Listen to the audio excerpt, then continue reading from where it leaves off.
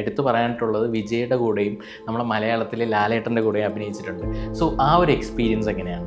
പ്രകാശ് കണ്ടതിൻ്റെ പേരിൽ ഇന്നും പോത്തീസ് ചെന്ന് കഴിഞ്ഞാൽ ആൾക്കാർ ഓടി വന്ന് സംസാരിക്കാറുണ്ട്. അപ്പം ആ ഒരു സ്നേഹം എന്ന് പറയുന്നത് എനിക്ക് I M very grateful to God. ഞാൻ എൻ്റെ സിനിമകളൊന്നും തന്നെ എനിക്കൊന്നും തന്നെ ഇഷ്ടമല്ല.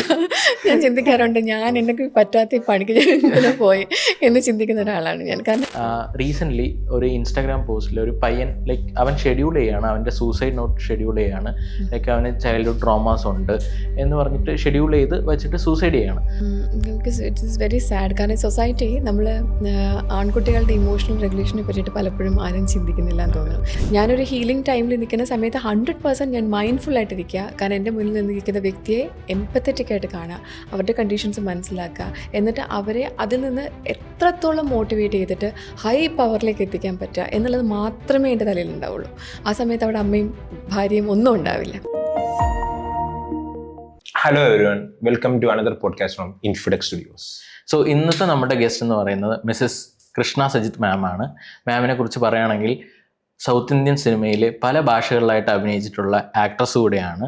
സോ അതിലുപരി ഫെസിലിറ്റേറ്ററാണ്, ഹീലറാണ്, dance movement therapy, positive psychology, mudra ഇവ ഉപയോഗിച്ചുകൊണ്ട് മനുഷ്യരുടെ ഇന്നർ ഡൗട്ട്സിനെ ക്ലാരിഫൈ ചെയ്യാനും അതുപോലെ തന്നെ നമ്മുടെ ഇന്നർ ശക്തിയെ എവേക്കൻ ചെയ്യാനുമുള്ള ഹെൽപ്പാണ് മാം ചെയ്യുന്നത്. So hi ma'am, welcome to the podcast. Thank U.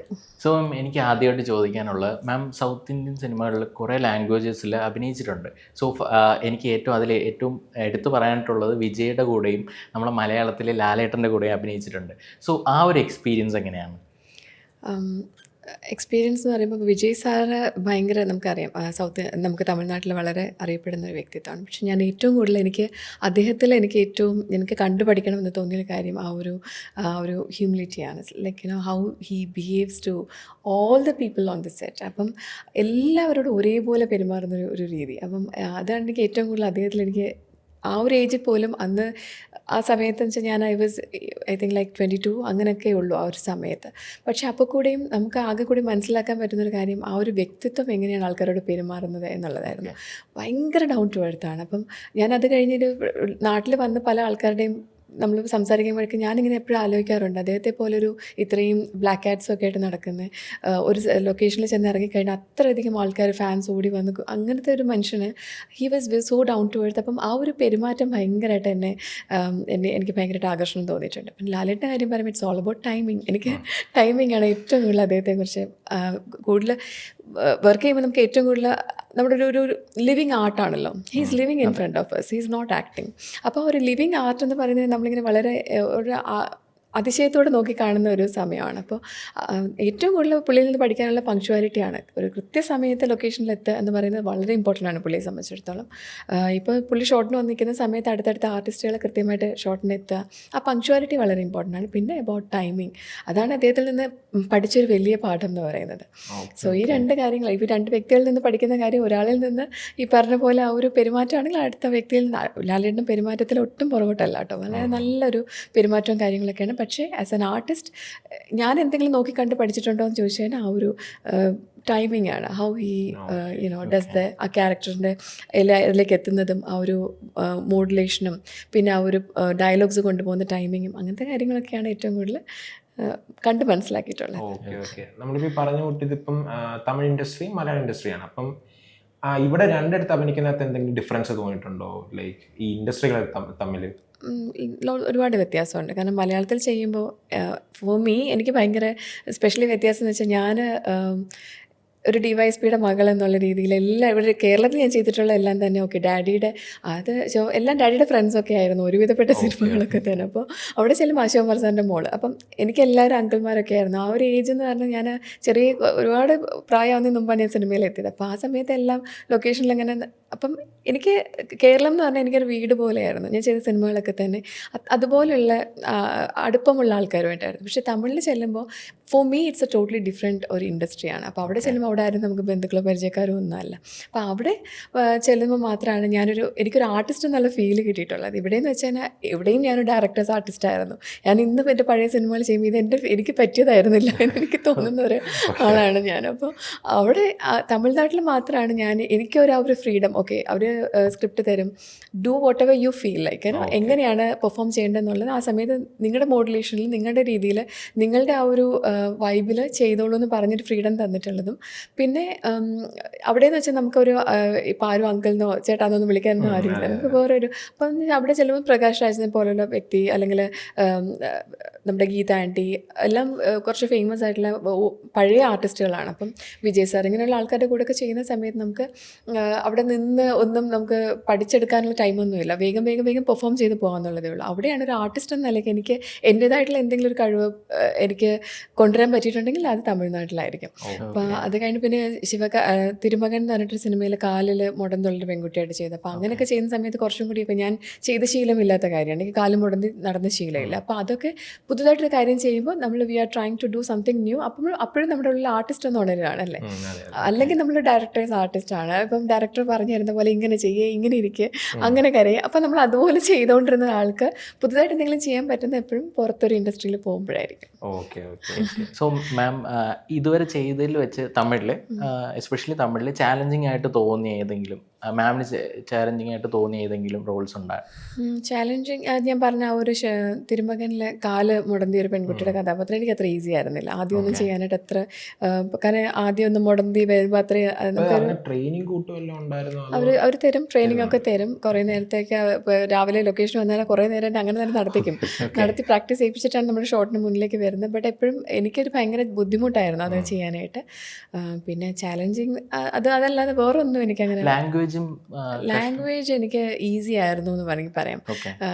പലരും പറയാറുണ്ട് തമിഴ്നാട്ടിൽ ചെല്ലുമ്പോൾ പെട്ടെന്ന് ലാംഗ്വേജ് ബുദ്ധിമുട്ട്. പക്ഷേ എനിക്ക് വേഗം പിക്കപ്പ് ചെയ്യാൻ പറ്റും. ഞാൻ ഈ കുഞ്ഞുനാൾ തൊട്ടേ പുതിയ കാര്യങ്ങൾ പഠിക്കുന്നതിൽ വളരെ കുറച്ച് എന്തൂസിയാസ്റ്റിക് ആണ് ഞാൻ. അപ്പോൾ അതുകൊണ്ട് തന്നെ ഒരു ലാംഗ്വേജ് കിട്ടുമ്പോൾ വേഗം ഇവരോടൊക്കെ സംസാരിക്കുക. എൻ്റെ അസിസ്റ്റൻസ് എല്ലാം തന്നെ തമിഴും അങ്ങനെയൊക്കെ ആയിരുന്നു. അപ്പം അവരോടൊക്കെ കൂടുതൽ ആ ഭാഷ തന്നെ സംസാരിക്കുക.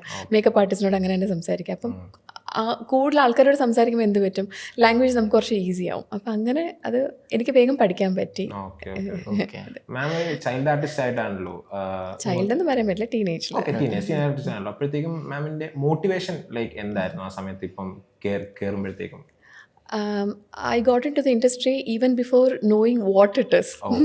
സത്യം പറഞ്ഞാൽ സിനിമയിൽ പോകുമ്പോൾ ഞാൻ എന്താ ചെയ്യണമെന്ന് പോലും എനിക്കറിയില്ല. കാരണം ഞാൻ സ്കൂളിൽ കുറച്ച് നല്ല ആക്റ്റീവായിട്ടുള്ളൊരു കുട്ടിയായിരുന്നു. അപ്പം സ്കൂളിൽ എൻ്റെ ടീച്ചർ വഴിയാണ് ഞാൻ ഇങ്ങനെ ഈ ഒരു ഫീൽഡിലേക്ക് വരുന്നത്. അത് കഴിഞ്ഞ് ഇങ്ങനെ ഡാഡിക്ക് ആദ്യമൊന്നും വലിയ താല്പര്യം ഉണ്ടായിരുന്നില്ല. പിന്നെ ഓക്കെ, അരോമ അങ്കിളുമായിട്ട് ഡാഡി നല്ല അടുപ്പത്തിലാണ്. അപ്പം അങ്ങനെയാണ് ആ ഒരു ബാലേട്ടൻ എന്ന മൂവിയിലേക്ക് എത്തിപ്പെടുന്നത്. അവിടെ വന്നു കഴിഞ്ഞ് അവർ പറയുന്ന പോലെ ചെയ്യുന്നു. കാരണം എല്ലാ സീനിയർ ആർട്ടിസ്റ്റുകളല്ലേ അവിടെ നിൽക്കുന്ന. എല്ലാം Nedumudi Venu uncle, Innocent uncle, Bhavani aunty, Devayani ചേച്ചി, ലാലേട്ടന്, ജഗതി അങ്കിൾ, എല്ലാവരും സീനിയർ ആർട്ടിസ്റ്റുകളുടെ മുന്നിൽ ഞാനവിടെ ഒന്നുമേ അല്ല. അപ്പോൾ അവരുടെയൊക്കെ മുന്നിൽ അവിടെ നിൽക്കുക എന്നുള്ളത്, പക്ഷേ അതിന് അത്യാവശ്യം പെർഫോം ചെയ്യാനുള്ളൊരു കഥാപാത്രമായിരുന്നു ആദ്യം തന്നെ. അപ്പം അവരുടെ കൂടെ നിന്നങ്ങ് പോകും. അപ്പോൾ ഡയറക്ടർ പറഞ്ഞു തരും, ഇന്നെങ്ങനെ ചെയ്യും, അവിടെ നോടി വന്ന് ഇങ്ങനെ ചെയ്യും, അങ്ങോട്ട് നോക്കി ഇങ്ങനെ. അപ്പം ഡയറക്ടേഴ്സ് ആർട്ടിസ്റ്റ് മാത്രമായിരുന്നു ഞാൻ. എനിക്ക് യാതൊരു പിടിയില്ലാത്തൊരു കാര്യമായിരുന്നു. അപ്പം സിനിമ ചെയ്ത് കഴിഞ്ഞിട്ടും ഞാനിങ്ങനെ അതിശയിക്കാം. എനിക്ക് ആകെ എല്ലാ ആർട്ടിസ്റ്റുകളുടെ കൂടെ അതായിരുന്നു ഏറ്റവും സന്തോഷം. പിന്നെ എനിക്ക് തോന്നിയിട്ടുണ്ട് ഐ മാനിഫെസ്റ്റഡ് ഇറ്റ്. ഞാനിപ്പോൾ ഹീലിംഗ് ജേർണി വന്ന ശേഷം I think I manifested it. കാരണം കുഞ്ഞായിരിക്കുമ്പോൾ എന്നോട് മമ്മി പറയായിരുന്നു, ഞാൻ ചോദിക്കുമായിരുന്നു അത്രയും, മമ്മി ഈ TV ഇടിച്ച് പൊട്ടിച്ചാൽ അതിനകത്ത് പോകാൻ പറ്റുമോ, ലാലങ്കളുടെ അടുത്ത് പോകാൻ പറ്റുമോ എന്നൊക്കെ ഞാൻ ചോദിക്കുമായിരുന്നു അത്രയും. അപ്പോൾ എനിക്ക് തോന്നുന്നു ഞാൻ ഈ പവർ ഓഫ് വേർഡ്സ് ഉണ്ടല്ലോ, അപ്പോൾ ആ ഒരു മാനിഫെസ്റ്റേഷനിലായിരിക്കും എനിക്ക് അങ്ങനെ ലാലേട്ടൻ്റെ കൂടെ അഭിനയിക്കാൻ അവസരം തന്നെ വന്നതും ആ സിനിമ ചെയ്തതും അങ്ങനെയൊക്കെ. അപ്പം മേ ബി ഇതെല്ലാം ഒരു മാനിഫെസ്റ്റേഷനും ഉണ്ട് അതിനകത്ത്. അത് പറഞ്ഞപ്പോഴാണ് റീസെൻ്റ്ലി ലാലേട്ടൻ ഒരു ഇൻ്റർവ്യൂവിൽ പറയുന്നുണ്ടായിരുന്നു, ലൈക്ക് ഞാൻ എൻ്റെ പഴയ സിനിമകൾ കാണാറില്ല. കാരണം ഈ ചന്ദ്രലേഖ സിനിമയിലാണെങ്കിൽ പോലും ലാലേട്ടൻ നിൽക്കുന്ന ഫ്രെയിംസിലുള്ള പലരും ഇപ്പം ഇല്ല. സോ അപ്പോൾ പഴയ സിനിമകൾ മാം കാണാറുണ്ടോ? ലൈക്ക് കാരണം ബാലേട്ടൻ സിനിമയിലുള്ള നമ്മളെ നെടുമുടി വേണു സാറ്, അതുപോലെ തന്നെ മണി സാറ്, ആരും ഇപ്പം ഇല്ല. സോ പഴയ സിനിമകൾ കാണാറുണ്ടോ? ഞാൻ എൻ്റെ സിനിമകളൊന്നും എനിക്ക് ഒന്നും തന്നെ ഇഷ്ടമല്ല. ഞാൻ ചിന്തിക്കാറുണ്ട് ഞാൻ എനിക്ക് പറ്റാത്ത ഈ പണിക്ക് ഞാൻ എന്തിനാ പോയി എന്ന് ചിന്തിക്കുന്ന ഒരാളാണ് ഞാൻ. കാരണം സിനിമ എനിക്ക് പലപ്പോഴും തോന്നിയിട്ടുണ്ട് എൻ്റെ ഒരു മേഖലയായിരുന്നില്ല.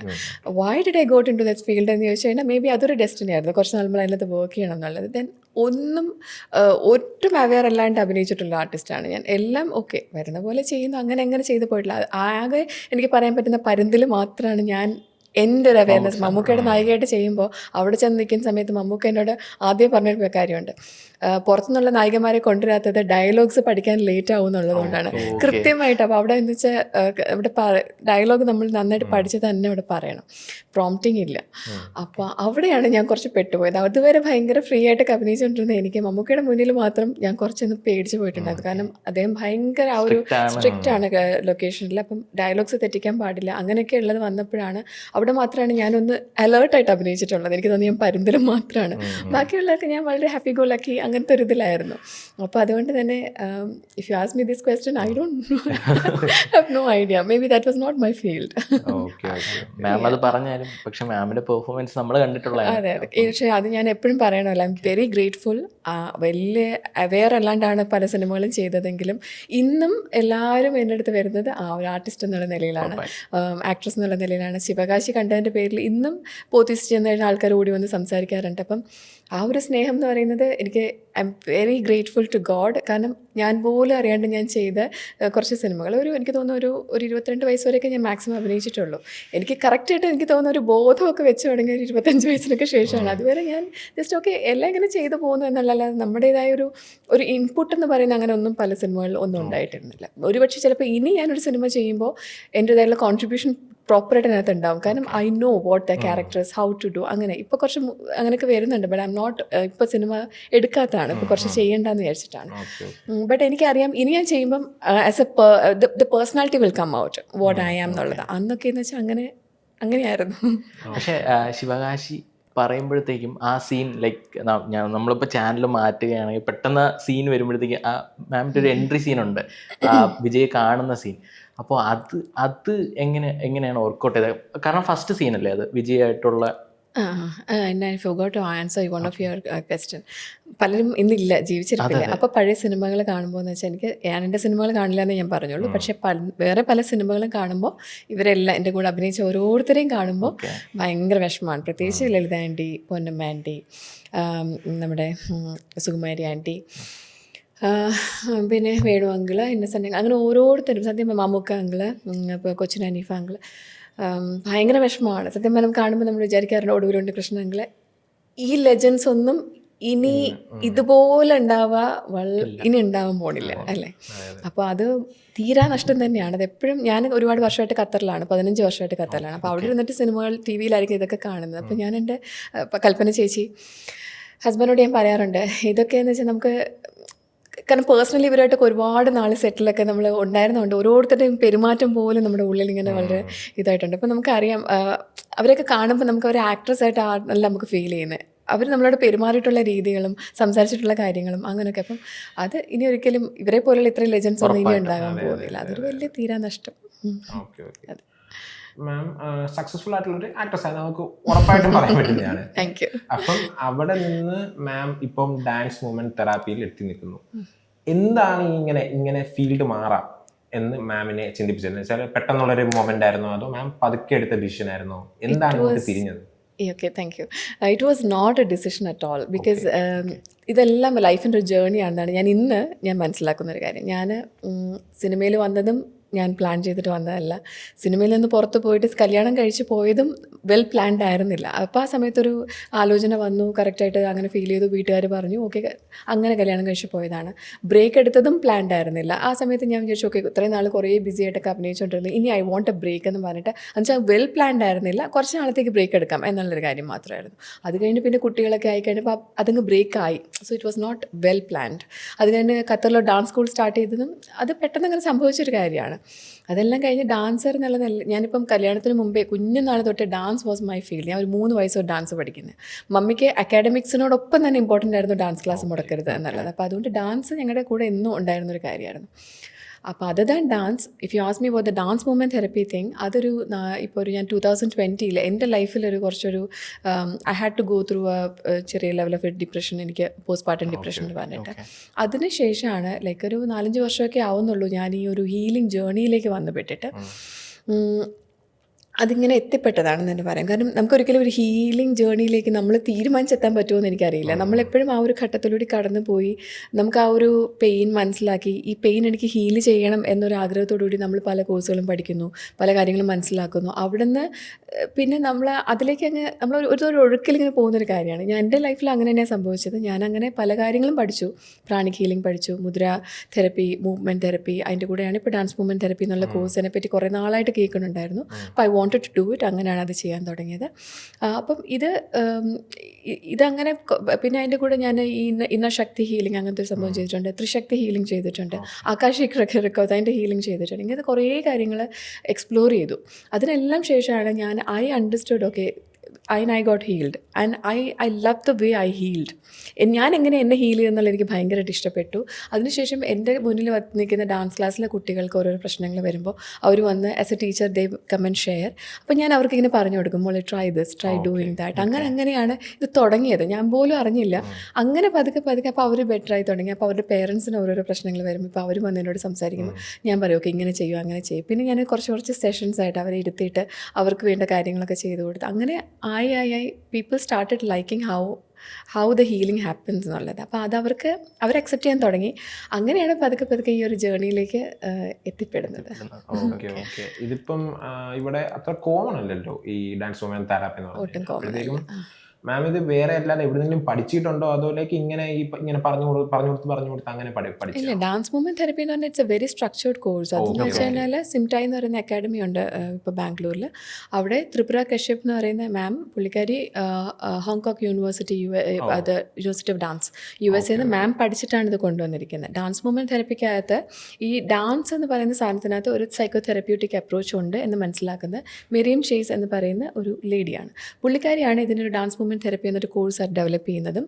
ത്രിപുര കശ്യപ് എന്ന് പറഞ്ഞാൽ ഞങ്ങളുടെ ഗുരു, ഞങ്ങളുടെ മാം അവിടെ പോയി പഠിച്ചിട്ട് ഇത് ഇന്ത്യയിലേക്ക് കൊണ്ടുവന്നു. ഇന്ന് ഒരുപാട് പേര് ഇത് പഠിച്ചിട്ട് പല ക്ലിനിക്കൽ സെൻറ്റേഴ്സിലും പല ഇപ്പം NGOസിൽ അങ്ങനെ പല സ്ഥലങ്ങളിൽ ഇതിപ്പം ഇത് യൂസ് ചെയ്യുന്നുണ്ട്. കേരളത്തിലേക്ക് ഇത് അത്ര കോമൺ ആയിട്ട് വന്നിട്ടില്ല എന്ന് മാത്രമേ ഉള്ളൂ. ബട്ട് US ഇതൊരു സൈക്യാട്രിക് ട്രീറ്റ്മെൻറ്റിൻ്റെ ഭാഗമായിട്ട് ഹോസ്പിറ്റൽസിലെല്ലാം കൊടുക്കുന്നുണ്ട്. അതുപോലെ തന്നെ ഇത് പല രീതിയിൽ ഇപ്പം പ്രിസണേഴ്സിന് വേണ്ടിയിട്ട് അപ്പോൾ അവർക്ക് വേണ്ട ഒരു ഹീലിങ്ങിന് വേണ്ടിയിട്ട് യൂസ് ചെയ്യുന്നുണ്ട്. പിന്നെ അതുപോലെ തന്നെ ജുവനൈൽ ഹോംസിൽ, പിന്നെ ടീനേജ് കുട്ടികൾക്ക്, പിന്നെ ജിറിയാട്രിക് ആയിട്ടുള്ള പ്രായമായിട്ടുള്ള അങ്ങനത്തെ ആൾക്കാർക്ക്, പിന്നെ ഡിമെൻഷ്യ, പിന്നെ അൽഷൈമേഴ്സ് അങ്ങനത്തെ പോലത്തെ കണ്ടീഷൻസിന് ഒരുപാട് കണ്ടീഷൻസ്, ഡിപ്രഷൻ, ആങ്സൈറ്റി പോലത്തെ ഒരുപാട് കണ്ടീഷൻസ് ഡാൻസ് മൂവ്മെൻറ്റ് തെറപ്പി ഇന്ന് ഒരുപാട് പേര് ഹീൽ ചെയ്യുന്നുണ്ട് ഈ ഒരു ഇതിനകത്ത്. ഞാനിത് വളരെ സ്ട്രക്ചറായിട്ട് പഠിച്ചുകൊണ്ടിരിക്കുന്ന ഒരു സാധനമാണ്. ഇതിനകത്ത് സൈക്കോളജി ഞങ്ങൾക്ക് സബ്ജക്റ്റായിട്ട് പഠിക്കാനുണ്ട്. സോ അതും എടുത്തിട്ട് ഇതിനകത്തെന്ന് വെച്ചാൽ ഇത് ഒരുപാട് നാളായിട്ട് നമ്മൾ ഇതിനകത്ത് ഒരുപാട് അധ്വാനമുണ്ട് ഇത് പഠിച്ചെടുക്കുക. ഇത് വളരെ സ്ട്രക്ചർഡാണ് ഈ സാധനം. അതെ, കാരണം ഇത് ഒരു ഫുൾ മനസ്സിലാക്കാണ്ട് നമുക്ക് ഒരാളുടെ മുന്നിൽ ചെന്നിക്കാനോ ഒരു ഹീൽ ചെയ്യാനോ ഒന്നും പറ്റത്തില്ല. അപ്പോൾ ഇതിൻ്റെ സർട്ടിഫിക്കേഷൻ കിട്ടിക്കഴിഞ്ഞാൽ Indian association of dance movement തെറപ്പിയുടെ പാർട്ടായി കഴിഞ്ഞു. അത് കഴിഞ്ഞ് നമുക്ക് ഫുൾ അപ്രൂവൽ കിട്ടുകയാണ് to go and treat people അങ്ങനെയല്ല. സോ ഇതൊരു വെരി സ്ട്രക്ചർഡ് തിങ് ആണ്. എല്ലാവർക്കും ഡിഫറെൻറ്റ് രീതിയിലുള്ള ഡാൻസ് തെറാപ്പി ആണോ വരുന്നത്, അതോ ഇത് അക്കോർഡിംഗ് ടു പീപ്പിൾ? ഇപ്പോൾ ADHD പോലൊരു കുട്ടിക്ക് ഉള്ളതുപോലെ ആയിരിക്കത്തില്ല ഇപ്പം ഓട്ടിസം പോലത്തെ ഒരു കുട്ടികൾക്ക്. അപ്പം ഇതെല്ലാം കുറച്ച് ഡിഫറെൻ്റ് ആയിരിക്കും. അതുപോലെ ടീനേജിനുള്ള ആങ്സൈറ്റി പ്രോബ്ലംസ്, അങ്ങനത്തെ പ്രോബ്ലംസിനുള്ളതായിരിക്കത്തില്ല ചിലപ്പോൾ ഒരു lady who has lot of anxiety about her work life pressure അങ്ങനത്തെ കാര്യങ്ങൾ, അത് ഡിഫറെൻ്റ് ആയിരിക്കും. ഇപ്പോൾ കുറച്ചൊരു ഓൾഡ് ഏജ് ആൾക്കാർക്ക് വേണ്ടി ചെയ്യുന്ന കാര്യങ്ങളായിരിക്കത്തില്ല യങ് പീപ്പിളിന് വേണ്ടി. അപ്പം ഇതെല്ലാം അക്കോർഡിംഗ് ടു ദെയർ നീഡ് നമ്മളിതിനെ മാറ്റിയിട്ടാണ്. മൂവ്മെൻറ്റ് ഡിഫറെൻ്റ് ആയണം എല്ലാ കാര്യങ്ങൾക്കും. അവർക്ക് കൊടുക്കുന്ന കാര്യങ്ങളും ഡിഫറെൻ്റ് ആയിരിക്കും. ഓക്കെ മാം, ഈ അൽഷിമേഴ്സ് ഡിമെൻഷ്യ പറഞ്ഞുകൊണ്ടാണ് ലൈക്ക് അങ്ങനെയുള്ളവരെ ശരിക്കും ഇതെങ്ങനെയാണ് ഹെൽപ്പ് ചെയ്യുന്നത് ഈ ഡാൻസ് മൂവ്മെന്റ് തെറാപ്പി? അവരെ നമ്മൾ മൂവ് ചെയ്യിപ്പിക്കുകയല്ലേ ചെയ്യുന്നത്. ഇപ്പോൾ എന്ന് വെച്ച് കഴിഞ്ഞാൽ അവർക്ക് പലപ്പോഴും അങ്ങനെയുള്ള ഇപ്പോൾ ഒരു അനങ്ങാത്തൊരു എന്താ നമുക്ക് സാധാരണ സംഭവിക്കുക, നമ്മുടെ എന്തെങ്കിലും മൈൻഡിന് എന്തെങ്കിലും സംഭവിച്ചു കഴിഞ്ഞാൽ നമ്മുടെ ബോഡി നമ്മളങ്ങ് മറന്നു പോവുക ചെയ്യാറ്. പലപ്പോഴും നമ്മുടെ ഈ ബോഡിയിലാണ് പല ഇമോഷൻസും സ്റ്റോർ ആയിരിക്കുന്നത്. അപ്പോൾ ഇങ്ങനത്തെ കണ്ടീഷൻസിലുള്ള ആൾക്കാരെന്ന് വെച്ചാൽ വി മേക്ക് ദ മൂവ് എന്ന് വെച്ച് കഴിഞ്ഞാൽ നമ്മൾ പറഞ്ഞ ഒരു മൂവ് ചെയ്യത്തില്ല. It's A load of work. അവരുടെ അടുത്ത് ചെന്നിട്ട് കൈ മൂവ് ചെയ്യിക്കുക, ഷോൾഡർ മൂവ് ചെയ്യിക്കുക, എന്നിട്ട് അവരെ ഗ്രൗണ്ട് ചെയ്യിപ്പിക്കുക, ഇരുത്തുക, എന്നിട്ട് ചെറിയ ചെറിയ മൂവ്മെൻറ്റ്സിലൂടെ. ഇതൊന്നും അത്ര ഈസി അല്ല. ഇറ്റ്സ് ലോഡ് ഓഫ് വർക്ക്, നല്ല ടാസ്ക് ഉള്ളൊരു കാര്യമാണ്. അപ്പം അങ്ങനെ ചെയ്യിപ്പിച്ച് ഇവർക്കെന്ന് വെച്ച് കഴിഞ്ഞാൽ മെമ്മറി ബൂസ്റ്റ് ചെയ്യാനുള്ള കാര്യങ്ങൾ നമ്മുടെ മൂവ്മെൻറ്റ്സിനകത്തുണ്ട്. ലൈക്ക് ഡാൻസ് മൂവ്മെൻറ്റ് തെറപ്പിയിൽ ഞങ്ങളുടെ കോഴ്സിനകത്ത് we have certain things that we can അവർക്ക് അവരുടെ മെമ്മറീസിനെ ബൂസ്റ്റ് ചെയ്ത് കൊടുക്കാനുള്ള ചില ഇപ്പം തീരെ കയ്യോ കാലോ അനങ്ങാൻ പറ്റാത്ത കണ്ടീഷൻസിലിരിക്കുന്ന ആൾക്കാരെ അവരെ മൂവ് ചെയ്യിപ്പിച്ച് കൊണ്ടുവന്ന് അവരുടെ മസിൽസിനെ എല്ലാം ഒന്ന് എന്താ പറയുക റീകണക്ട് ചെയ്യിപ്പിക്കുക ടു മൈൻഡ് ആൻഡ് ബോഡി. അങ്ങനെയൊക്കെ ചെയ്യിപ്പിച്ചിട്ട് അവരെ തിരിച്ചൊരു ലൈഫിലേക്ക് ഒരു കംപ്ലീറ്റ് ഹീലിംഗ് എന്ന് പറയുന്നതല്ല, ബട്ട് ഇതൊരു ഈ ഒരു സിസ്റ്റം ഹെൽപ്പ് ചെയ്യുകയാണ് ചെയ്യുന്നത്. അവരുടെ ഒരു ട്രീറ്റ്മെൻറ്റിൻ്റെ കൂടെ ഈ ഒരു സിസ്റ്റം അവർക്ക് കുറച്ചും കൂടി ഹെൽപ്പ് ചെയ്ത് കൊടുക്കുകയാണ് ചെയ്യുന്നത്. സോ അങ്ങനത്തെ V have certain movements for every conditions. Okay. Like അപ്പം ഇതിനകത്ത് ശരിക്കും എങ്ങനെയാണ് ഡിഫറൻസ് വരുന്നത്? ഈ പറഞ്ഞുവിട്ട് മാം ഇപ്പം നേരത്തെ പറഞ്ഞുവിട്ട് തന്നെ ഓട്ടിസം ഉള്ള ഒരാൾക്ക് വേറെ ആയിരിക്കും, അതേകൂട്ട് തന്നെ കാരണം കുട്ടികൾക്ക് എന്നൊക്കെ പറഞ്ഞാൽ നമ്മളതിനെ കുട്ടികളുടെ രീതിയിലായിരിക്കും ചെയ്യിപ്പിക്കുന്നത്. സോങ് ലൈക്ക് ഡാൻസ് തെറാപ്പിക്ക് എന്തായാലും ഈ സോങ് അല്ലെങ്കിൽ സൗണ്ട് ഇമ്പോർട്ടൻ്റ് ആണല്ലോ. അപ്പോൾ സൗണ്ടിനും നല്ല ചേഞ്ച് ആക്കാണോ?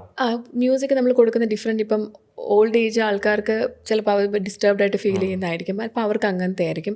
കുട്ടികൾക്ക് കുറച്ചും കൂടി എനർജറ്റിക് ആയിട്ട് ഫീൽ ചെയ്യുന്നതായിരിക്കും. പിന്നെ ഇപ്പം ഹൈപ്പർ ആക്റ്റീവ് ഒരു കുട്ടിയാണെന്ന് വെച്ചോളൂ, ആ കുട്ടിയെ കാം ഡൗൺ ചെയ്യിപ്പിക്കുന്ന പോലത്തെ മ്യൂസിക് ആയിരിക്കും യൂസ് ചെയ്യുന്നത്. സോ ഇതിൻ്റെ മ്യൂസിക് തന്നെ ഡിഫറെൻ്റ് ആണ്. നമുക്ക് സിനിമ പാട്ടൊന്നും ഇട്ട് ചെയ്യാൻ പറ്റത്തില്ല. സോ ഓരോ കണ്ടീഷൻസിനനുസരിച്ചിട്ടുള്ള മ്യൂസിക്കാണ് അവിടെ യൂസ് ചെയ്തിട്ടാണ് കുട്ടികൾ കൊടുക്കുന്നത്. അപ്പോൾ എക്സ്പ്രസീവ് ആർട്സും കൂടി അതിനകത്ത് ഇൻക്ലൂഡഡ് ആണ്. അപ്പം കുട്ടികളെ അടക്കിയിരുത്തുക. ഇപ്പോൾ ഹൈപ്പർ ആക്റ്റീവ് ആയിട്ട് കുട്ടിയാണെങ്കിൽ ആ കുട്ടിയെ അടക്കിയിരുത്തിയിട്ട് എന്ത് ചെയ്യാൻ പറ്റും, ചെറിയ രീതിയിലുള്ള പെയിൻറ്റിങ് എല്ലാം കൊടുത്തിട്ട് വാട്ട് വി ക്യാൻ ഡു. അപ്പോൾ മ്യൂസിക്കിനോട് ഇൻവോൾവ് ചെയ്യിപ്പിച്ചുകൊണ്ട് അപ്പോൾ ചില കുട്ടികൾ ഇരിക്കത്തില്ല. അപ്പോൾ അതിന് പേപ്പർ എടുത്തുകൊണ്ട് ഇങ്ങനെ ഓടുകയൊക്കെ ചെയ്യുന്ന സമയത്ത് അതെങ്ങനെ അവരെ അതിനകത്ത് മൂവ്മെൻറ്റ് എങ്ങനെ ഇൻറ്റഗ്രേറ്റ് ചെയ്യാൻ പറ്റും, അതിലൂടെ ആ ചെയ്യുന്ന കാര്യത്തിൽ അവർക്ക് എങ്ങനെ കുറച്ചുകൂടെ ഫോക്കസ് കൊടുക്കാൻ പറ്റും. സോ ഇങ്ങനത്തെ കുറേ കാര്യങ്ങൾ ഞാൻ പറഞ്ഞത് ഇറ്റ്സ് എ ലോങ് തിങ്. ഞങ്ങൾക്കിത് നല്ല ഒരു ഹെവി ആയിട്ട് പഠിക്കാനുള്ളൊരു സബ്ജക്റ്റാണ്. അതെ, അങ്ങനെ വെറുതെ നമുക്കിത് പറഞ്ഞു പോകാൻ പറ്റും. മാമിന് എത്ര വർഷമായി ഇത് പഠിക്കാൻ തുടങ്ങിയിട്ട്? ഞാനിപ്പോൾ ഇത് കുറച്ച് ഏകദേശം ഒരു വൺ ഇയറോളം ആകുന്നു. അപ്പം 1 ഇയർ കഴിഞ്ഞ് കഴിഞ്ഞാൽ ഞാനിപ്പോൾ ഈ ജനുവരി ആകുമ്പോഴേക്കും ഐ ആം ഗെറ്റിംഗ് സർട്ടിഫൈഡ്. അപ്പം അത് കഴിഞ്ഞ് കഴിഞ്ഞാൽ എനിക്ക് the thing is I don't want to call myself a therapist or അങ്ങനെ. അപ്പോൾ അതുകൊണ്ട് തന്നെ ഞാനിതിനെ വേറൊരു അപ്രോച്ചിലാണ് ഞാൻ കണക്കാക്കുന്നത്. Why I am studying it is because not to become a dance movement therapist അല്ല.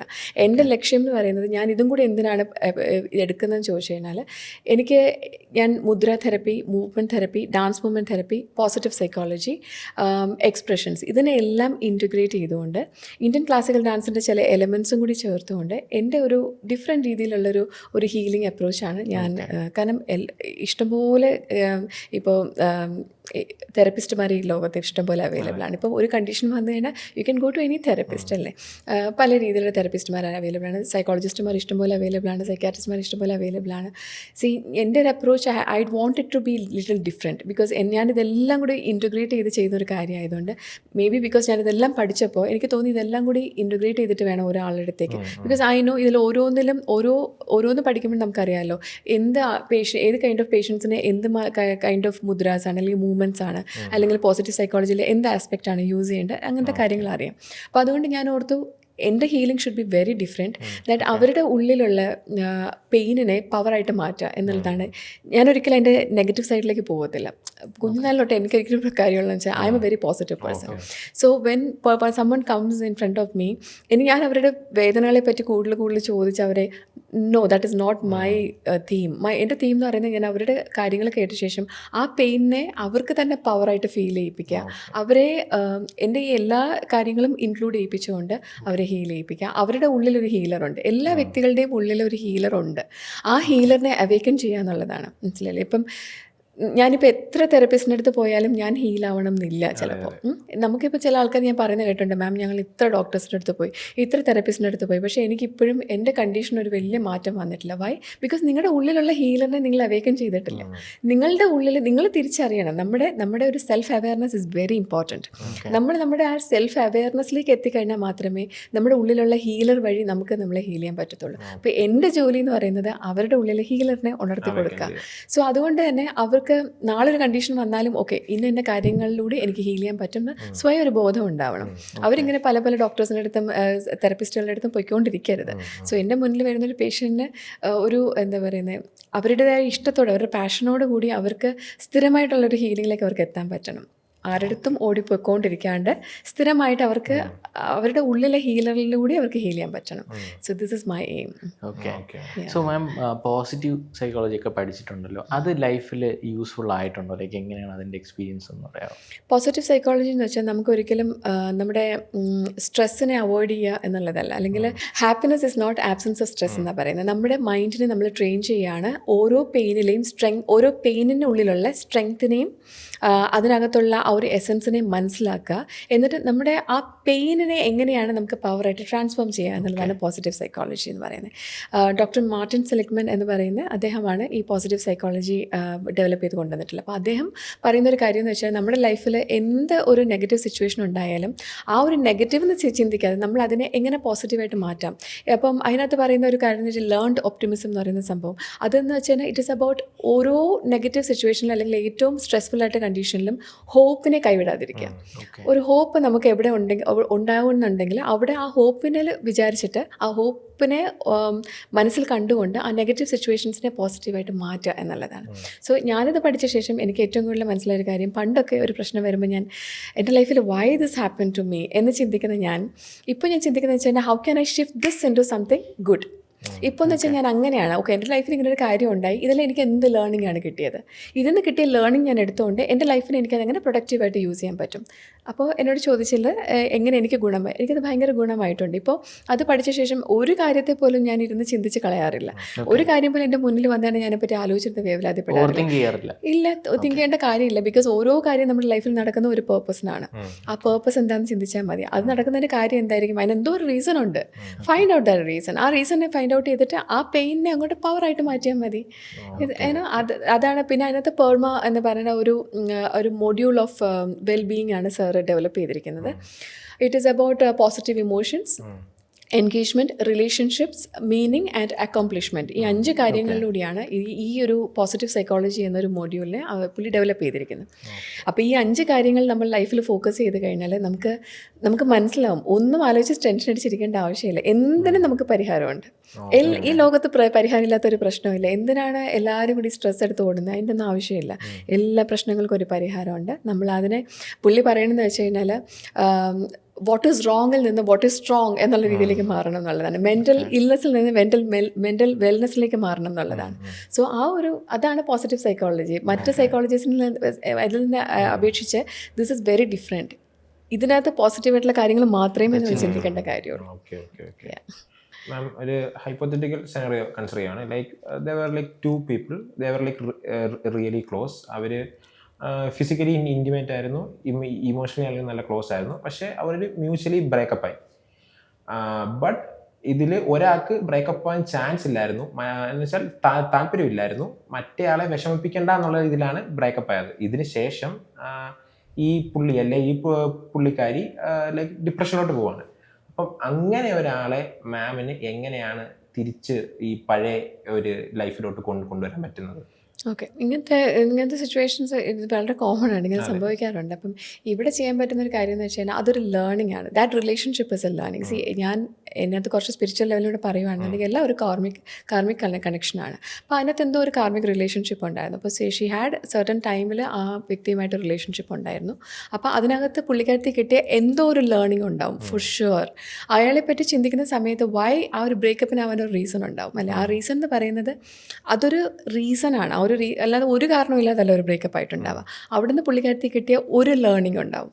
ആ വ്യക്തിയെ പറ്റി ചിന്തിക്കുമ്പോഴോ ആ ദിവസങ്ങളെ പറ്റി ചിന്തിക്കുമ്പോഴോ അല്ലെങ്കിൽ ആ ഒരു പെയിൻഫുൾ അവസ്ഥയെ പറ്റി ചിന്തിക്കുമ്പോഴോ എടുത്തിട്ടുള്ള ആ സിംഗിൾ ലേണിങ്ങിലൂടെയാണ് നമുക്ക് അവരെ ഹീൽ ചെയ്യാൻ പറ്റുന്നത്. ആ സിംഗിൾ ലേണിംഗ് നമ്മൾ ചോദിച്ച് മനസ്സിലാക്കാം. ആ ലേണിംഗ് അത് പിടിക്കുക എന്ന് വെച്ചാൽ ആ സംഭവത്തിൽ അതാണ് ആ കുട്ടിയുടെ നമുക്ക് കൊടുക്കാൻ പറ്റുന്ന പോസിറ്റീവായിട്ടുള്ള കാര്യം എന്ന് പറയുന്നത്.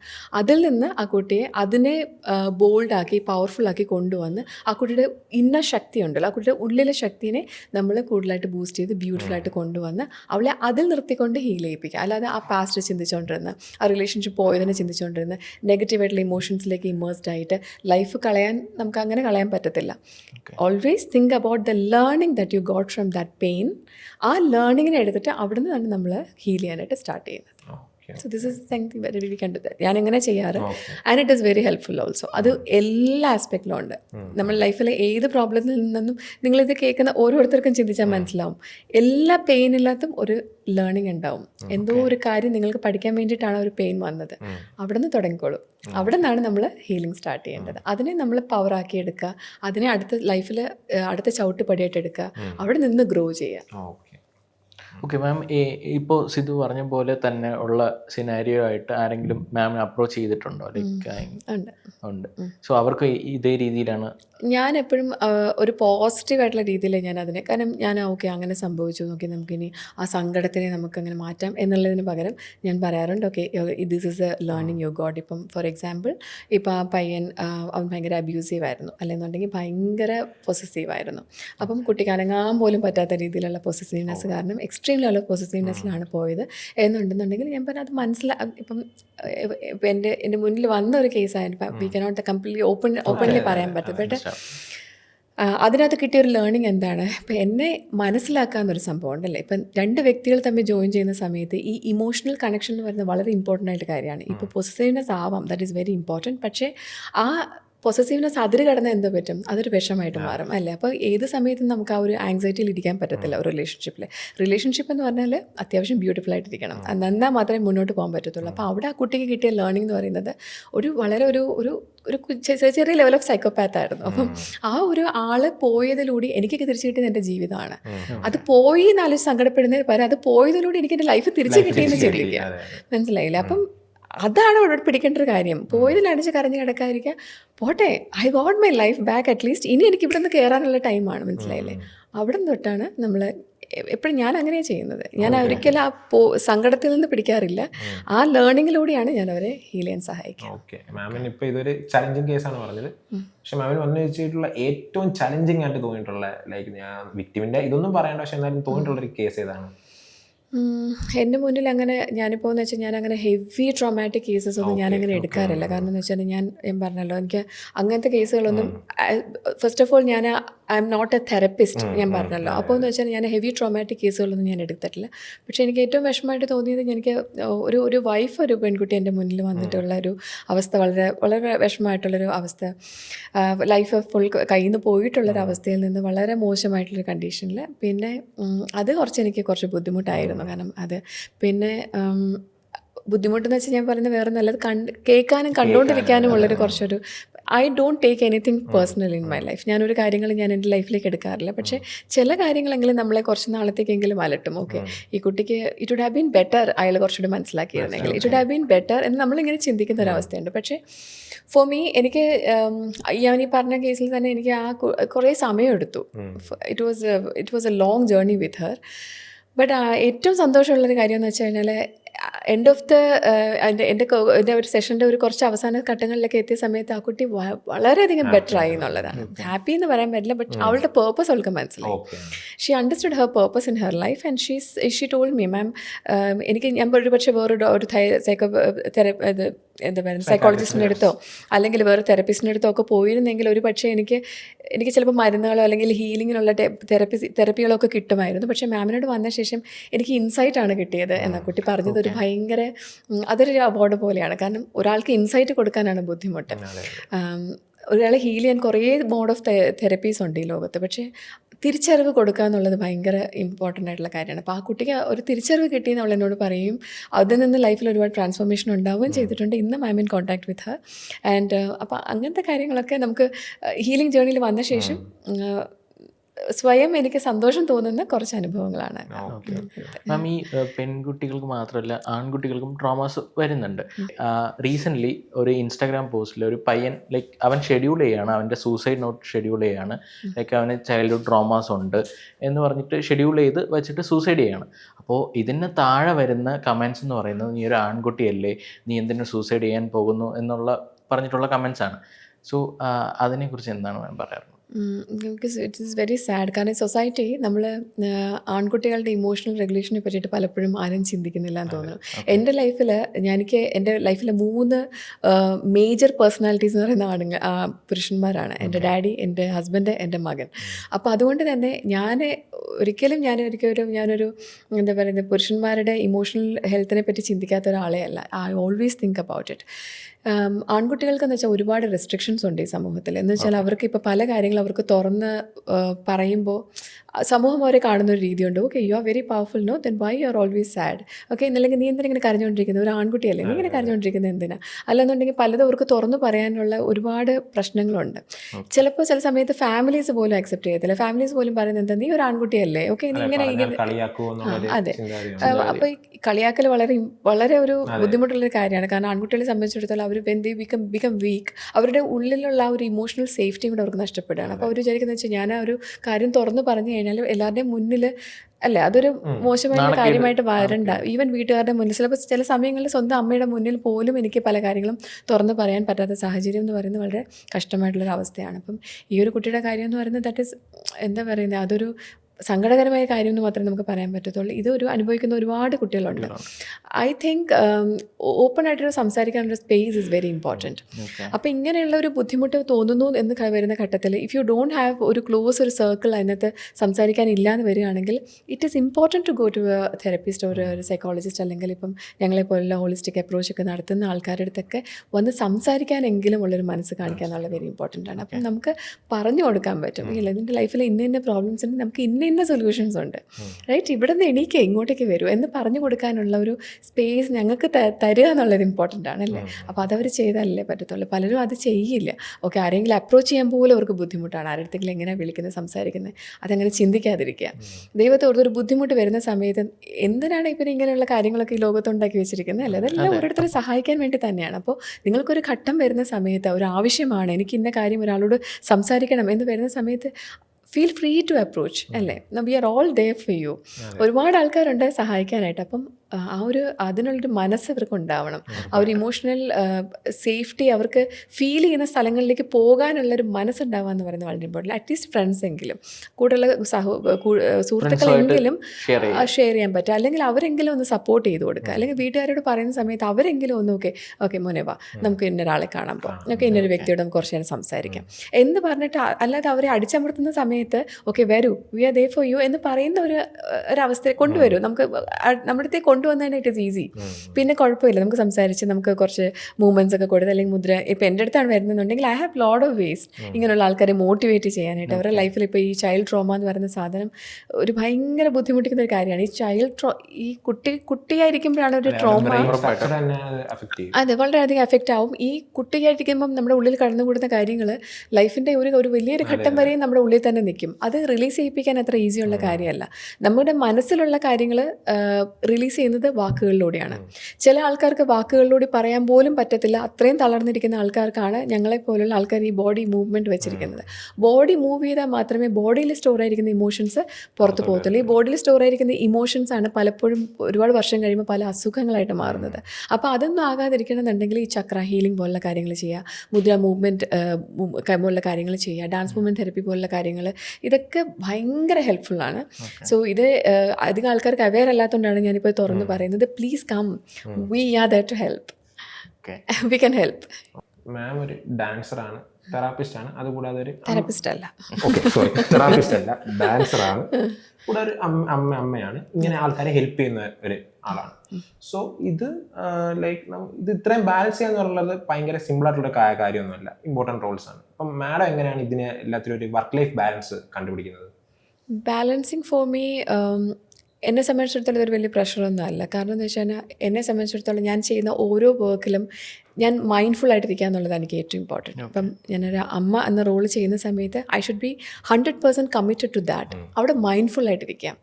ഞാനൊരു ഹീലിംഗ് ടൈമിൽ നിൽക്കുന്ന സമയത്ത് 100% ഞാൻ മൈൻഡ്ഫുൾ ആയിട്ടിരിക്കുക. കാരണം എൻ്റെ മുന്നിൽ നിൽക്കുന്ന വ്യക്തിയെ എംപത്തറ്റിക് ആയിട്ട് കാണുക, അവരുടെ കണ്ടീഷൻസ് മനസ്സിലാക്കുക, എന്നിട്ട് അവരെ അതിൽ നിന്ന് എത്രത്തോളം മോട്ടിവേറ്റ് ചെയ്തിട്ട് ഹൈ പവറിലേക്ക് എത്തിക്കാൻ പറ്റുക എന്നുള്ളത് മാത്രമേ എൻ്റെ തലയിൽ ഉണ്ടാവുള്ളൂ. ആ സമയത്ത് അവിടെ അമ്മയും ഭാര്യയും ഒന്നും ഉണ്ടാവില്ല.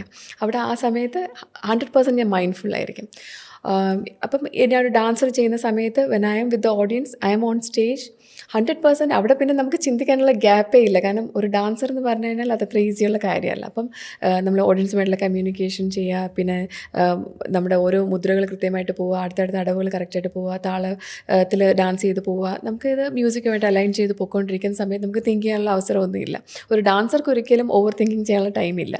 കാരണം ഡാൻസ് ചെയ്യുക എന്ന് പറയുന്നത് തന്നെ അതൊരു വലിയൊരു ടാസ്ക്കാണ്. അപ്പോൾ ആ സമയത്തും I M very mindful about myself. അപ്പം ഓരോന്നും എനിക്കൊരു പ്രഷറായിട്ട് ഞാൻ ഒരിക്കലും ഫീൽ ചെയ്ത്, എനിക്ക് പ്രഷർ എടുക്കാൻ എനിക്ക് താല്പര്യമില്ല. I don't take pressure.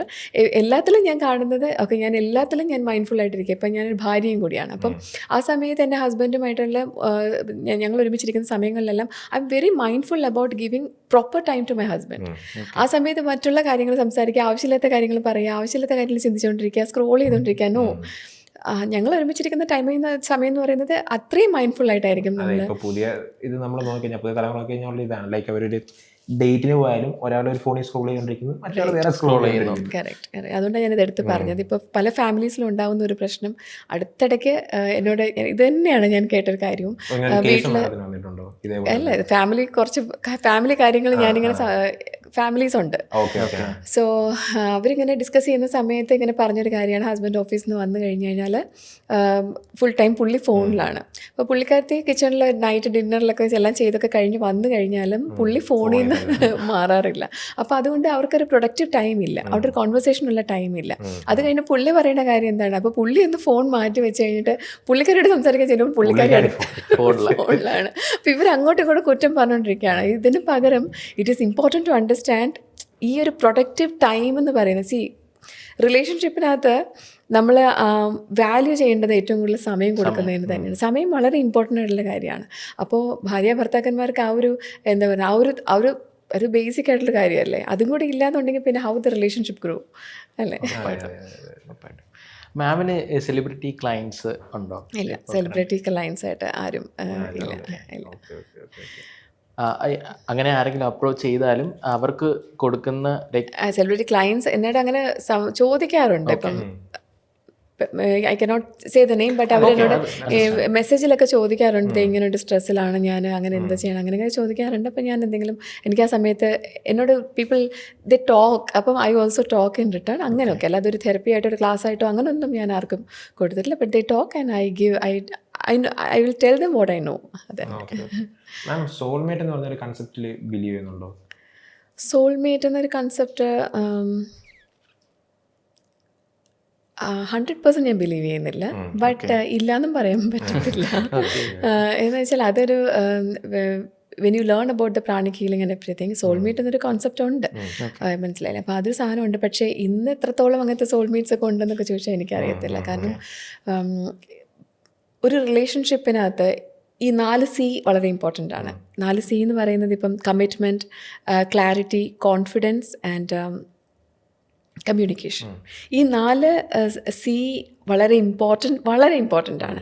അവിടെ കൺഫ്യൂഷൻസ് ഉണ്ടാകാൻ പാടില്ല, ഇൻസെക്യൂരിറ്റീസ് ഉണ്ടാവാൻ പാടില്ല, ജഡ്ജ്മെൻറ്റ്സ് പാടേയില്ല, പിന്നെ ട്രസ്റ്റ് എന്ന് പറയുന്ന സാധനം. ഈ 4 കാര്യങ്ങളെന്ന് പറയുന്നത് ഇത് വളരെ വളരെ എല്ലാ ഭാര്യ ഭർത്താക്കന്മാരും മനസ്സിലാക്കിയിരിക്കേണ്ട ഒരു കാര്യമാണ്. സോൾമേറ്റ് എന്ന് പറയുന്ന സാധനം എന്താണ്? ഇപ്പോൾ സോൾമേറ്റ് ഇപ്പം ശിവപാർവതിമാരെ പോലെ എന്നൊക്കെ നമുക്ക് പറയാൻ പറ്റുന്ന ഒരു ബന്ധങ്ങളൊന്നും ഇന്നത്തെ കാലത്തൊന്നും അങ്ങനെയില്ല. പക്ഷെ അങ്ങനെ നമുക്ക് ആ ഒരു ലെവലിലേക്കൊക്കെ എങ്കിലും ഒരു 100% ഇല്ലെങ്കിലും കുറച്ചെങ്കിലൊക്കെ അതിലേക്ക് എത്താൻ പറ്റും. ഞാൻ ഈ പറഞ്ഞ 4 C എങ്കിലും ഒന്ന് കംപ്ലീറ്റ് ചെയ്യുവാണെന്നുണ്ടെങ്കിൽ. ഇന്നഫ് ടൈം കമ്മ്യൂണിക്കേഷന് കൊടുക്കുക. എല്ലാവർക്കും പ്രശ്നങ്ങളുണ്ട് അല്ലേ. ഇപ്പോൾ എനിക്ക് എൻ്റെ പാർട്ട്ണർ എന്നെ കേൾക്കാനില്ലാതെ വരുമ്പോഴാണ് ഞാൻ വേറൊരാളോട് സംസാരിക്കാൻ പോകുന്നത്. അതിനുള്ള അവസരം ഉണ്ടാക്കാതിരിക്കുക. മാക്സിമം എൻ്റെ പാർട്ട്ണറോട് സംസാരിക്കാൻ ഞാൻ സമയം കണ്ടെത്തുക. Communication is very important. ഇപ്പോൾ ഒരു പ്രശ്നം ഉണ്ടായി, ഞാൻ ഈ കാര്യം തുറന്ന് പറയാതിരുന്നാലോ, ഇതിങ്ങനെ അക്യൂമുലേറ്റ് ആയി ഒരു സമയം എത്തുമ്പോൾ ഇത് ബേസ്റ്റ് ഔട്ട് ആവും. Just communicate. ഓക്കെ, എനിക്ക് ഇങ്ങനൊരു കാര്യം അല്ലെങ്കിൽ ഇങ്ങനൊരു കാര്യം അവിടെ നിന്ന് ഇങ്ങനൊരു കാര്യം പറഞ്ഞപ്പോൾ എനിക്ക് ഇങ്ങനെ ബുദ്ധിമുട്ടുണ്ടായി, അപ്പോൾ നെക്സ്റ്റ് ടൈം അതൊന്ന് ശ്രദ്ധിച്ചാൽ നന്നായിരിക്കും. ഈ രീതിയിലുള്ള കമ്മ്യൂണിക്കേഷൻസ് ആർ വെരി ഇമ്പോർട്ടൻറ്റ്. പിന്നെ എന്ന് വെച്ചാൽ ഒരു ക്ലാരിറ്റി ഉണ്ടാവണം. റിലേഷൻഷിപ്പിനകത്ത് ഒരു ക്ലാരിറ്റി വളരെ വളരെ ഇമ്പോർട്ടൻ്റ് ആണ്. എന്താണ് ഞാനും നീയായിട്ടുള്ള ബന്ധം എന്തെങ്കിലും മനസ്സിലാക്കുക എന്നുള്ളത് വളരെ ഇമ്പോർട്ടൻ്റ് ആണ്. ഇത് എത്ര ആഴത്തിലാണ് നമ്മൾ തമ്മിൽ മനസ്സിലാക്കിയിരിക്കുന്നത്, അവളെ പറ്റി എത്ര കാര്യങ്ങൾ എനിക്കറിയാം, എന്നെപ്പറ്റി എന്തെല്ലാം കാര്യങ്ങൾ അദ്ദേഹത്തിന് അറിയാം. ഇത്രയും കാര്യങ്ങൾ ഇത് വളരെ ഇമ്പോർട്ടൻ്റ് ആണ്. കമ്മിറ്റ്മെൻറ്റ്, സൂപ്പർ ഇമ്പോർട്ടൻ്റ് ആണ് അല്ലേ. ഒരു റിലേഷൻഷിപ്പിനകത്ത് കമ്മിറ്റ്മെൻറ്റ് ഇല്ല എന്നുണ്ടെങ്കിൽ പിന്നെ നമ്മളൊന്നും പറഞ്ഞിട്ടൊരു കാര്യമില്ല. ബാക്കിയെല്ലാം ഒരു കപടതയായിട്ട് മാറും. കമ്മിറ്റ്മെൻ്റ് ആണ് എല്ലാത്തിൻ്റെ ഒരു ബേസ് എന്ന് പറയുന്നത്. ഇപ്പം ഞാനെൻ്റെ വ്യക്തിയുമായിട്ട് ഞാനൊന്ന് ഒരു റിലേഷൻഷിപ്പിലായി എന്ന് വെച്ചാൽ ഒരു വിവാഹം കഴിച്ചു കഴിഞ്ഞ് കഴിഞ്ഞാൽ എനിക്ക് ആ വ്യക്തിയുമായിട്ടുള്ളൊരു കമ്മിറ്റ്മെൻ്റ് എന്ന് പറയുന്നത് അത് ഒരു ലൈഫ് ലോങ് നിൽക്കേണ്ട ഒരു കാര്യമാണ് അല്ലേ. ഇപ്പോൾ ഞാനിത് കുറച്ച് നാൾ കമ്മിറ്റ്മെൻ്റ് ആയിട്ടിരുന്നു, അത് കഴിഞ്ഞിട്ട് ഞാൻ എൻ്റെ പാട് നോക്കി പോയിട്ട് വേറെ എന്തെങ്കിലും കാര്യങ്ങൾ ചെയ്തിട്ട് തിരിച്ച് വരാൻ പറ്റുന്നതല്ല മാരേജ് എന്ന് പറയുന്നത്. So it is very important. പിന്നെ തന്നെ ക്ലാരിറ്റി, പറയുന്ന കാര്യങ്ങളിലും ചെയ്യുന്ന കാര്യങ്ങളിലും എല്ലാം ഒരു ക്ലാരിറ്റി ഉണ്ടാവണം. സോ ഇത്രയും കാര്യങ്ങൾ വളരെ വളരെ ഇമ്പോർട്ടൻ്റ് ആണ്. I think I did everything അല്ലേ. Communication, clarity, commitment and confidence. The fourth thing is confidence. Confidence എന്ന് വെച്ച് കഴിഞ്ഞാൽ എനിക്ക് അവളിലുള്ള ഒരു വിശ്വാസം, അതാണ് ട്രസ്റ്റ് എന്ന് പറയുന്നത്, തിരിച്ചുമുള്ള വിശ്വാസം. ഈ കോൺഫിഡൻസ് എന്ന് പറയുന്നത് കുടുംബ ബന്ധങ്ങളിൽ വരുന്ന സമയത്ത് ഇത് ട്രസ്റ്റിൻ്റെ കാര്യത്തിൽ മാത്രമല്ല, ഓരോ കാര്യങ്ങളിലും ഈ കോൺഫിഡൻസ്. ഇപ്പോൾ എൻ്റെ ഭാര്യ എൻ്റെ കാര്യം ചെയ്യും, so I can do something else. അല്ലെങ്കിൽ എൻ്റെ ഭർത്താവ് ഇന്ന കാര്യം ചെയ്യും, so I can take care of the other stuff. അല്ലെങ്കിൽ എനിക്ക് ഹസ്ബൻഡ് വീട്ടിൽ തിരിച്ച് വന്നു കഴിയുമ്പോഴേക്കും എന്നെ കുറച്ച് കാര്യങ്ങളിൽ സഹായിക്കാനായിട്ട് പുള്ളിക്ക് സന്നദ്ധത ഉണ്ട് എന്നുള്ളൊരു ഉള്ളിലൊരു തോന്നലുണ്ടല്ലോ, ഒരു ഉറപ്പ്. ഇപ്പോൾ ചെയ്തില്ലെങ്കിൽ കൂടിയും okay he is ready to do that. Okay ഓഫീസിൽ നിന്ന് വന്നതല്ലേ, കുഴപ്പമില്ല, റെസ്റ്റ് എടുത്തോളൂ, I can do this, but I know that he is ready to help. മനസ്സിലായില്ലേ. ചില കാര്യങ്ങളിലുള്ളൊരു കോൺഫിഡൻസ് ഉണ്ടല്ലോ, അത് അങ്ങോട്ടും ഇങ്ങോട്ടും ആ ഒരു ധാരണ എന്ന് പറയുന്നത് വളരെ വളരെ ഇമ്പോർട്ടൻ്റ് ആണ്.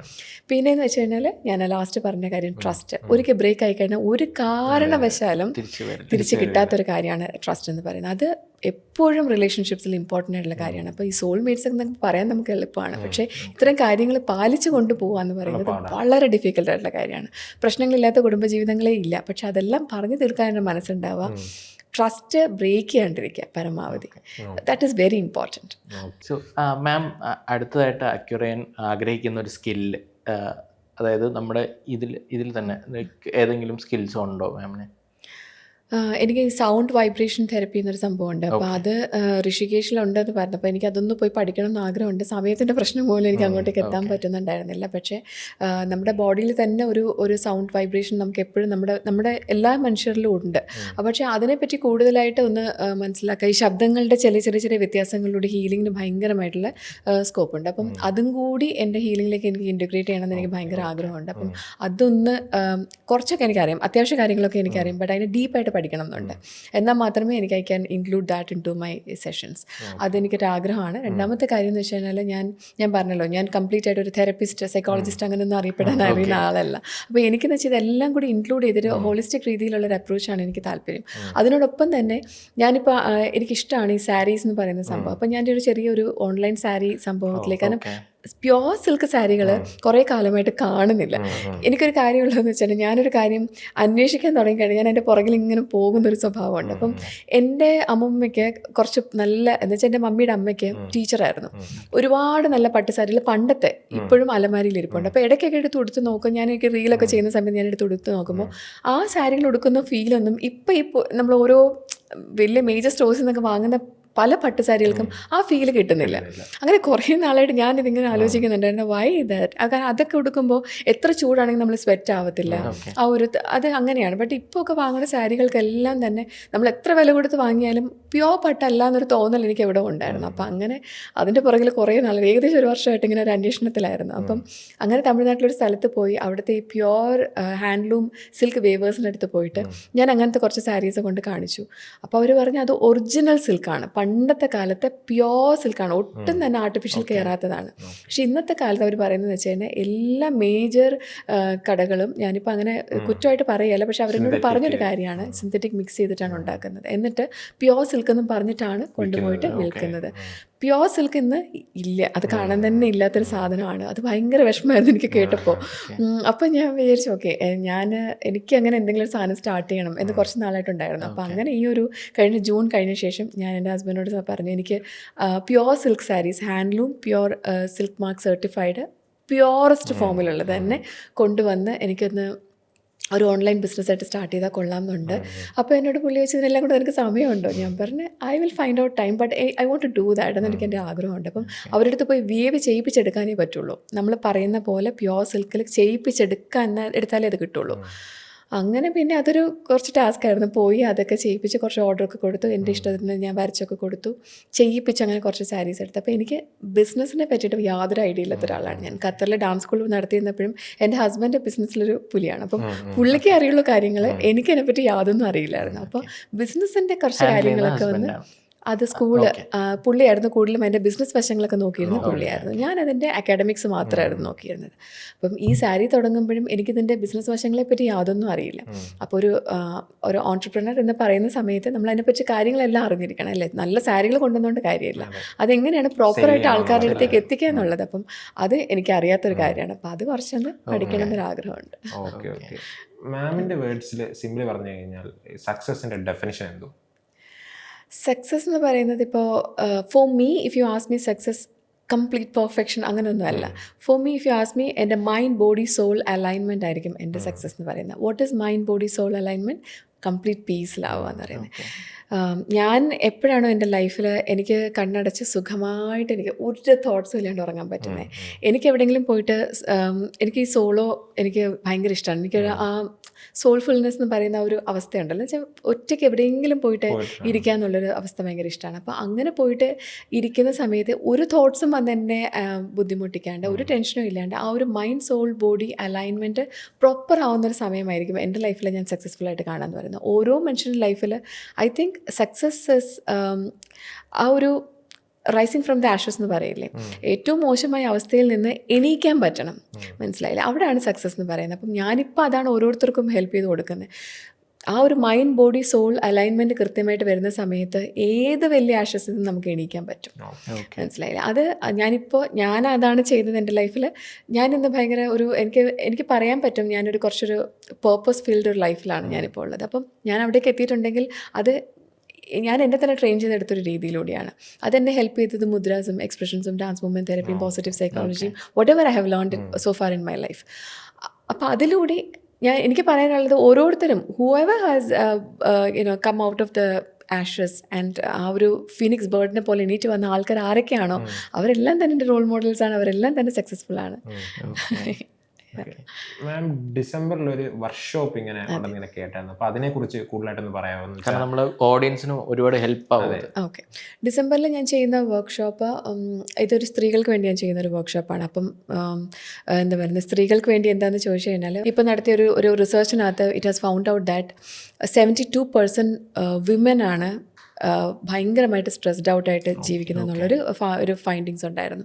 അപ്പോൾ അതിൻ്റെ പേരിൽ എന്തുകൊണ്ടാണ് സ്ത്രീകൾക്ക് ഇത്രയധികം സ്ട്രെസ്സ് എന്നുള്ള രീതിയിലൊരു ആർട്ടിക്കിൾ ഞാൻ അടുത്തിടയ്ക്ക് വായിക്കുകയുണ്ടായി. കാരണം എന്ന് വെച്ചാൽ ഇവർക്ക് സ്ത്രീകളെ സംബന്ധിച്ചിടത്തോളം they have lot of expectations to do in their daily life. ഇപ്പം വർക്ക് ചെയ്യുന്നവരാണെങ്കിലും ഹോം മേക്കേഴ്സ് ആണെങ്കിലും അവരുടെ എക്സ്പെക്റ്റേഷൻസ് മീറ്റ് ചെയ്യാൻ വേണ്ടിയിട്ടും ഈ ഹോർമോണൽ ഷിഫ്റ്റ്സ് വരുന്ന സമയത്തും സൈക്കോളജിക്കലായിട്ടുള്ള പ്രോബ്ലംസ് അവർക്ക് കുറേ കാര്യങ്ങളിൽ കുറച്ച് എന്താ പറയുക, സ്ത്രീകൾ എല്ലാ കാര്യങ്ങളും കുറച്ച് എല്ലാം ഓവർ തിങ്കിങ്ങിൻ്റെ ആൾക്കാരാണ്. അപ്പം ഇതിങ്ങനെ എല്ലാം വരുന്ന സമയത്ത് ഇവർക്ക് സ്ട്രെസ്സ് മാനേജ് ചെയ്യാൻ അത്ര ഈസി അല്ല.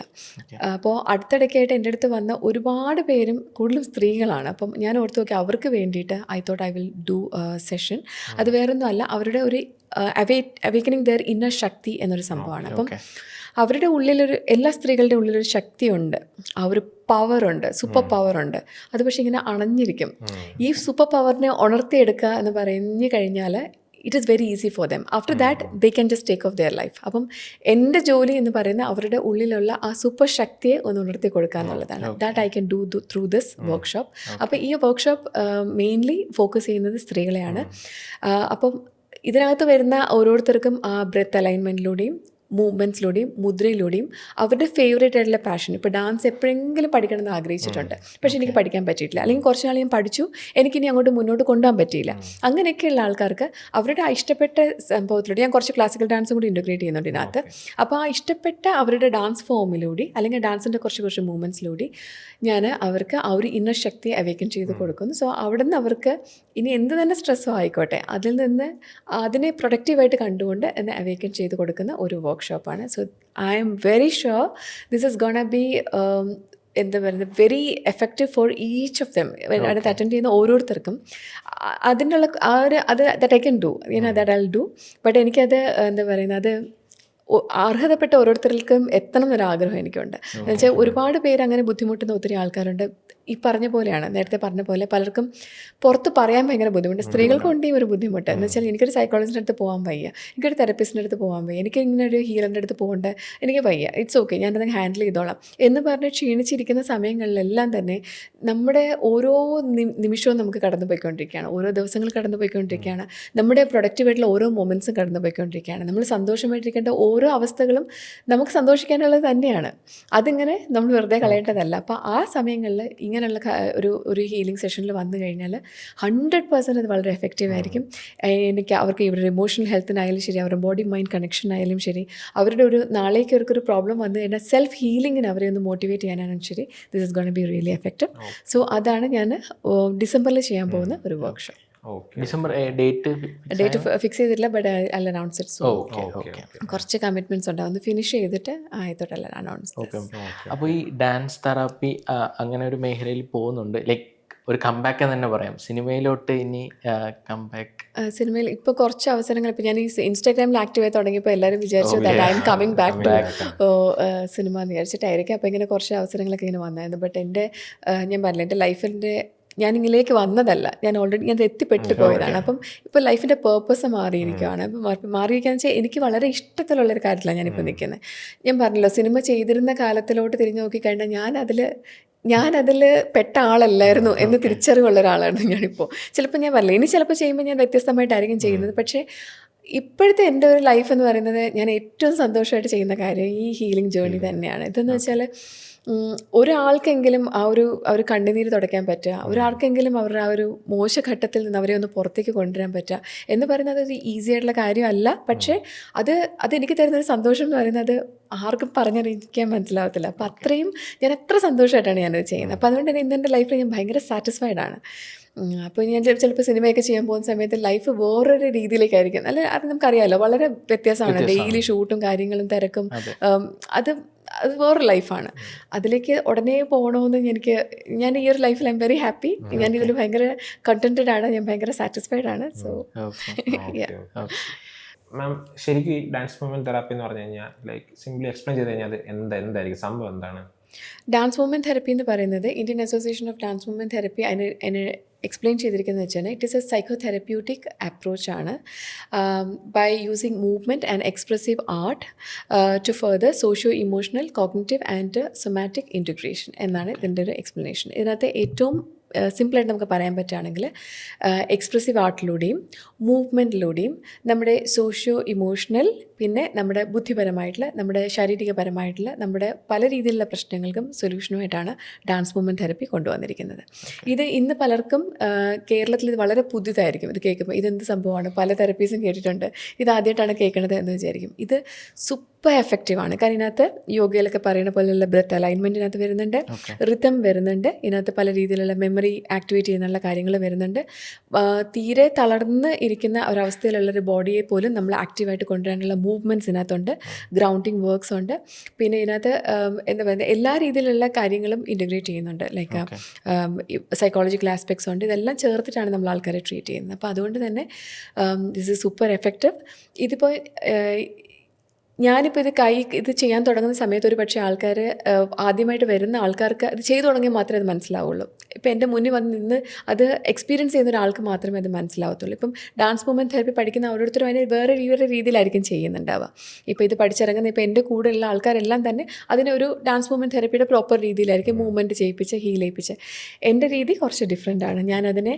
ഒരിക്കലും ഞാനതിനെ അത് മാത്രമായിട്ട് ഒതുക്കാൻ ഞാൻ ഉദ്ദേശിക്കുന്നില്ല. അപ്പം ഞാനതിനെ ഡാൻസ് മൂവ്മെൻറ്റ് തെറപ്പിയുടെ പ്രിൻസിപ്പിൾസിനെ ഉപയോഗിച്ചുകൊണ്ട്, പോസിറ്റീവ് സൈക്കോളജിയുടെ ആസ്പെക്ട്സിനെ ഉപയോഗിച്ചുകൊണ്ട്, മുദ്രാസും മൂവ്മെൻറ്റ് ഇൻക്ലൂഡ് ചെയ്ത്, എക്സ്പ്രഷൻസിനെ ഇൻക്ലൂഡ് ചെയ്ത്, ഇന്ത്യൻ ക്ലാസിക്കൽ ഡാൻസിൻ്റെ എലമെൻറ്റ്സിനെയും കൂടി ചേർത്തുകൊണ്ട് ഞാൻ ചെയ്യുന്ന വളരെ സ്പിരിച്വൽ ലെവലിലുള്ള ഇപ്പം ചക്ര ഹീലിംഗ് പോലത്തെ കാര്യങ്ങളെല്ലാം ഇൻറ്റിഗ്രേറ്റ് ചെയ്തുകൊണ്ട് ഒരു ഡിഫറെൻറ്റ് ലെവലിലായിരിക്കും ഞാൻ ഓരോ ഹീലിങ്ങും ഞാൻ ചെയ്യുന്നത്. അപ്പം എൻ്റെ ഹീലിംഗ് എന്ന് വെച്ചാൽ കുറച്ച് ഡിഫറെൻ്റ് ആയതുകൊണ്ട് തന്നെ ആൾക്കാർക്ക് ഇത് സൂപ്പർ എഫക്റ്റീവ് ആണ് എന്ന് സോഫാർ ആൾക്കാർ പറയുന്നുണ്ട്. I M very happy about that. കാരണം ഇതെന്ന് വെച്ചാൽ നമുക്ക് എന്നോട് പലരും ചോദിച്ചിട്ടുണ്ട്, how did you come into this, how did you integrate all this together and how could you do this. ഞാൻ പറഞ്ഞിട്ട് I don't know, it just happened. ഇപ്പോൾ എൻ്റെ മുന്നിൽ വന്ന് നിന്ന ഓരോ കുട്ടിയും അല്ലെങ്കിൽ അവരുടെ പേരൻസിനെയും അങ്ങനെയൊക്കെ ഞാനിങ്ങനെ പറഞ്ഞ് ചെയ്യിപ്പിച്ച് അവരെ ഹീലായി അങ്ങനെ എനിക്ക് തോന്നി ഹീലായെന്ന് വെച്ചാൽ കംപ്ലീറ്റ് ഹീലിംഗ് അല്ല, അവരെ ബെറ്റർ ആക്കാന്ന് പറയുന്ന അവസ്ഥയാണ് ഞാൻ ഈ പറയുന്നത്. അപ്പോൾ അതിൽ നിന്ന് ആയിട്ടാണ് നമ്മൾ എനിക്ക് മനസ്സിലാവുന്നത് ഇതെല്ലാം തന്നെ എഫക്റ്റീവാണ്. ഞാൻ ഈ പഠിച്ച കാര്യങ്ങളെല്ലാം തന്നെ എഫക്റ്റീവാണ്. അപ്പം ഓരോരുത്തർക്ക് അത് എങ്ങനെ യൂസ് ചെയ്യണമെന്ന് തിരിച്ചറിയണമെന്ന് മാത്രമേ ഉള്ളൂ. So this is my approach. So ma'am, Inflex സ്റ്റുഡിയോസിൻ്റെ ഒക്കെ ചെറിയൊരു ഗിഫ്റ്റ്. Thank you.